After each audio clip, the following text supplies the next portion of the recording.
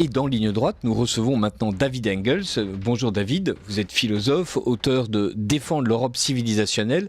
Et vous m'avez dit, aujourd'hui, on va parler de l'Allemagne parce que, bien sûr, tout le monde se plaint du naufrage français, de ces zones de non-droit, de l'extrême centrisme macroniste, du wokisme institutionnel, de la classe politique figée entre cynisme et incompétence.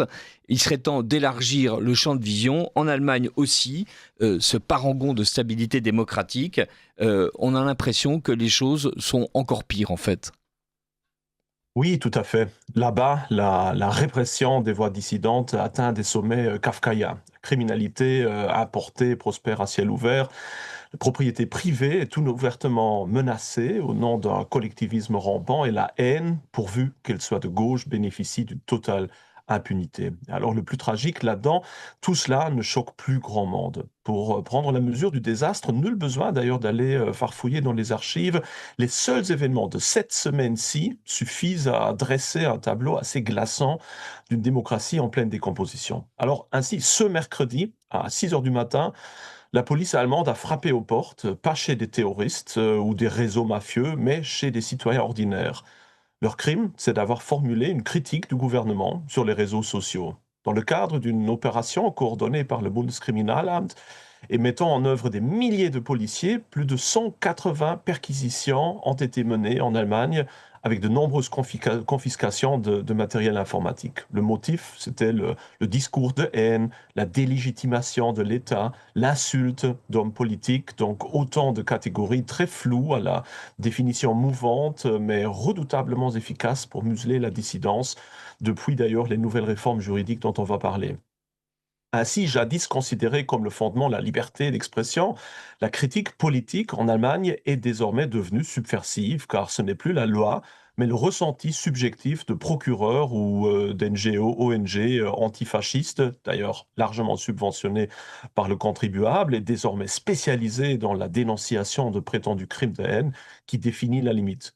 Ce qui donc hier encore était considéré comme une prise de position politique comme une autre, est aujourd'hui passable de poursuites pour incitation à la haine ou pour délégitimation de l'État. Et ce qui aujourd'hui peut vous valoir un genre de visite musclée de la police, comme mercredi, la confiscation de votre smartphone et des amendes corsées pourra demain vous amener en prison ou en centre de rééducation. Ainsi, le ministre de l'Intérieur de Rhénanie du Nord-Westphalie, en tout cas, s'est félicité que désormais, je cite, les incendiaires numériques ne puissent plus se cacher et réfléchiront donc deux fois avant de poster des phrases qu'ils n'oseraient prononcer en public. Voilà vraiment une pure rhétorique d'État policier enveloppée dans le vernis d'une prétendue civilité. On ne protège plus la démocratie par la confrontation d'idées, mais par la criminalisation de la pensée dissidente et donc une extension du sentiment d'insécurité verbale vers le virtuel. Car déjà en 2023, seuls 40% des Allemands avaient estimé qu'ils pouvaient parler librement de politique en public, alors qu'ils étaient encore 78 ou comme on dirait en Belgique 78% en 1990. Alors, ce que vous racontez est effectivement très préoccupant. Est-ce que vous avez d'autres cas? Oui, tout à fait. Alors, quelques jours avant cette visite de la police chez 180 particuliers, le 18, le verdict est tombé pour Stefan Niehoff, un retraité bavarois de 64 ans qui vient d'être condamné à 825 euros d'amende pour avoir tout simplement partagé une parodie de publicité sur le net qui appelait Robert Habeck, ancien ministre écologiste, comme Schwachkopf, donc stupide en gros. Ce simple fait divers a mobilisé ces dernières semaines 9 autorités de la police criminelle au renseignement intérieur, a occupé toute la nation allemande, sans d'ailleurs qu'il y ait eu la moindre forme de contestation.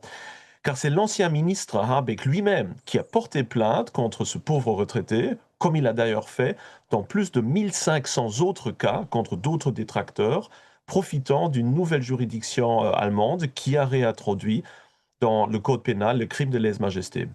Ce cas, loin d'être anecdotique, révèle d'ailleurs une logique plus vaste, car à l'origine de l'affaire se trouvait l'une de ces innombrables cellules de dénonciation créées ces dernières années partout en Allemagne et grassement financées par l'argent public. Dans ce cas-là, le Hessen gegen Hetze.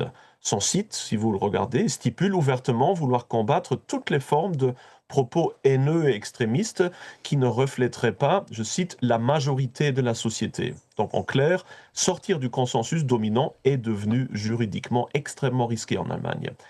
Pour légitimer cette dérive autoritaire, l'État allemand a d'ailleurs instrumentalisé le meurtre récent de l'homme politique Walter Lübcke en 2019 par un néo-nazi.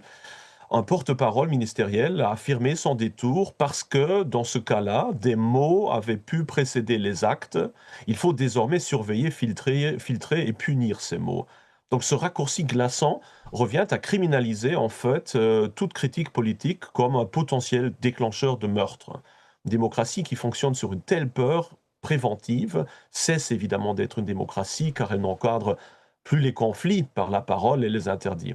Mais continuons. La Bavière, prétendument si conservatrice, vient elle aussi de franchir un cap. Ce mardi, le ministère de l'Intérieur a ajouté officiellement l'AfD, donc le plus grand parti d'opposition, avec actuellement 23% des intentions de vote, au registre officiel des organisations extrémistes et terroristes, avec les frères musulmans et Al-Qaïda.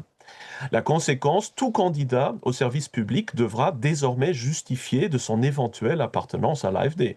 En théorie, cela ne signifie pas encore une exclusion automatique, mais le soupçon est généralement suffisant pour bloquer un recrutement. Pire, et encore plus absurde, les élus AfD pourraient désormais être légalement empêchés d'embaucher des collaborateurs venant de leur propre parti, car en tant que terroristes potentiels, ils seraient inéligibles pour recevoir des fonds publics. Donc l'AfD devient ainsi le laboratoire d'une démocratie allemande qui ne combat plus par la parole, mais par l'exclusion administrative. L'État allemand prétend défendre la Constitution et se targue à qui mieux mieux d'avoir tiré la leçon de son passé sombre, mais en fait, il piétine journalièrement ses principes les plus élémentaires de l'État de droit. D'ailleurs, pour la petite histoire, ce mercredi, Tuli Reis, une figure éminente du Bundesverband Trans/Petite Étoile, vient d'affirmer publiquement sur X que le meurtre de personnes riches qui géreraient leur argent de manière irresponsable était non seulement, je cite, éthiquement justifiable, mais même, et je cite, nécessaire. Conséquence, aucune. Pourtant, l'organisme où cette personne officie en tant que spécialiste de la prévention de la violence est financé par le programme fédéral Demokratie Leben, donc vivre la démocratie, censé lutter contre la radicalisation politique. Alors que la AfD est mise sur la liste des groupes terroristes, il va de soi que l'État fasse la sourde oreille quand la haine vient de la gauche LGBT. Car Reis, en plus de ses appels au meurtre des riches, milite activement pour l'endoctrinement précoce des enfants dans les questions transgenres, a publié une belle petite brochure intitulée Vulvina, destinée à un public adolescent et décorée de très beaux arcs-en-ciel et de licornes. L'impunité n'est donc pas un accident, elle révèle un système qui distingue les bons extrémistes des mauvais, les mots qu'il faut traquer et ceux qu'il faut plutôt financer. Cette stratégie d'exclusion de l'AfD est terriblement maligne on espère évidemment que pour une fois que le gouvernement n'écoute pas et ne prenne pas des notes par rapport à ce que vous décrivez. Quel est le but que poursuit cette nouvelle Allemagne pourquoi réprimer à ce point-là l'AfD et les opposants? Ah, eh bien, là aussi, la semaine dernière a été très édifiante car l'Allemagne bouge de manière de plus en plus claire vers un genre d'économie autoritaire planifiée de gauche. En effet, ce lundi même, le Land de Berlin s'est apprêté à légaliser ce que le marxisme jadis appelait la socialisation des moyens de production. La CDU et la SPD ont annoncé un projet de loi cadre sur la Vergesellschaftung, donc la nationalisation de la propriété privée, ce qui veut dire en clair que le Land pourra désormais nationaliser toute entreprise qui, selon des critères politiques très vagues, agit mal. Pas besoin de faillite d'ailleurs ou d'illégalité, il suffira qu'une société n'investisse pas assez ses capitaux, ne respecte pas les objectifs climatiques ou tire trop de profit. Les promoteurs eux-mêmes reconnaissent que la loi pourrait être anticonstitutionnelle, d'où son entrée en vigueur différée prévue en 2027, le temps de consulter la Cour constitutionnelle. Alors derrière le vocabulaire lénifiant mis en avant par les deux partis centristes, il parle d'économie communautaire, de responsabilisation, de protection du climat et de lutte pour la démocratie. Se profile donc une économie planifiée à la chinoise, où la propriété privée n'est tolérée qu'à condition de s'aligner sur les valeurs politiques en vigueur. Le marché devient ainsi une concession révocable, le capitalisme un genre de privilège conditionnel. En conclusion, une simple semaine quelconque en Allemagne suffit à documenter les symptômes les plus avancés d'un glissement autoritaire assez inexorable vers la gauche. L'Allemagne de 2025 n'est plus du tout le pays que beaucoup espéraient. Loin d'être un sanctuaire de liberté, elle devient un laboratoire de l'orthodoxie idéologique où les droits fondamentaux sont soumis à conditions, où la police est impuissante, où la justice est à géométrie variable et où l'État est en guerre contre sa propre population. Poursuites juridiques pour diffamation d'images satiriques, perquisitions massives pour tweets moqueurs, criminalisation outrancière d'un parti d'opposition, nationalisation de la propriété privée pour raisons politiques, subvention politique de personnes appelant au meurtre des riches, le tout au nom du progrès, de la diversité, de la démocratie. Alors bien évidemment, ce n'est plus de démocratie qu'il s'agit ici, c'est un nouveau régime qui a mis au pas les structures politiques les plus importantes afin de maintenir l'illusion d'un partage des pouvoirs. Un régime où le pluralisme est suspect, où la satire est risquée, où l'opposition est ciblée, où la propriété privée devient conditionnelle et la violence excusable quand elle vient du bon camp, donc celui de la gauche. Et si rien ne change, ce que l'Allemagne vit aujourd'hui pourrait très bien n'être qu'un avant-goût, ce que d'autres vivront demain.